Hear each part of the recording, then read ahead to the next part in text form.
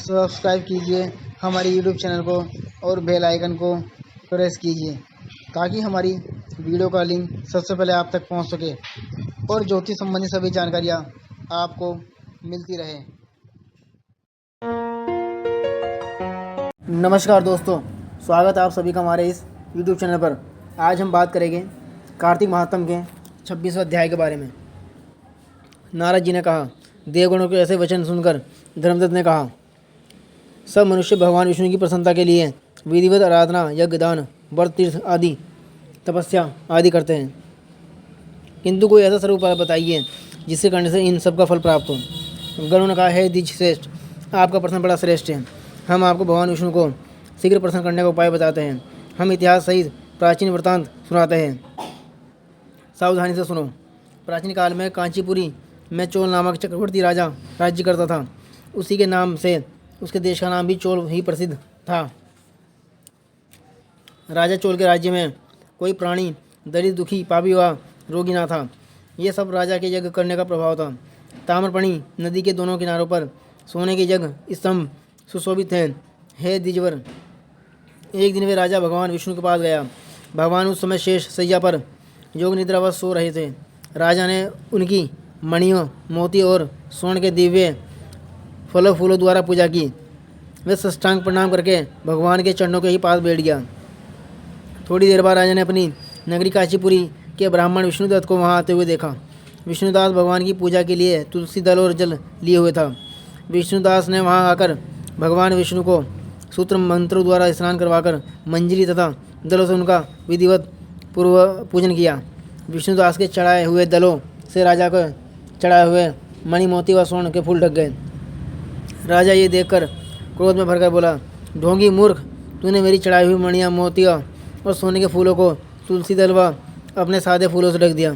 तू बेचारा भला भक्ति करना क्या जाने, तूने मेरे किए हुए विचित्र श्रृंगार को बिगाड़ दिया।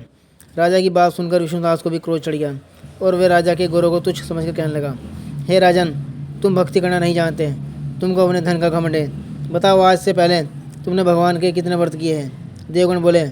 ब्राह्मण के ऐसे वचन सुनकर राजा ने घमंड में हंसकर कहा, हे विप्र, भगवान की भक्ति के अभिमान से यदि तू ऐसी बात कह रहा है तो मैं पूछता हूँ, तेरे जैसे भिखमंगे ब्राह्मण में भगवान की भक्ति कितनी है? क्योंकि तुमने आज तक भगवान की प्रसन्नता के लिए कुछ भी नहीं किया है, ना तो कोई मंदिर बनवाया है, तो तुम भला इस प्रकार की भक्ति का जैसे कि तुम कर रहे हो क्या गर्व कर सकते हो? यहाँ जितने भी ब्राह्मण बैठे हैं, मेरी बात को ध्यानपूर्वक सुने और देखें कि भगवान विष्णु के दर्शन मुझे होते हैं उसे। इसके बाद दोनों की भक्ति के संबंध में आप लोग कैसे जान लेंगे? देवगण ने कहा।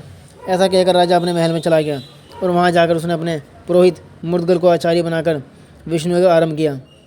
उसने उस यज्ञ में अनेकों ऋषियों महेश्वरों को बुलाया, उनको बहुत सा अनाज और नकदी आदि दक्षिणा दी।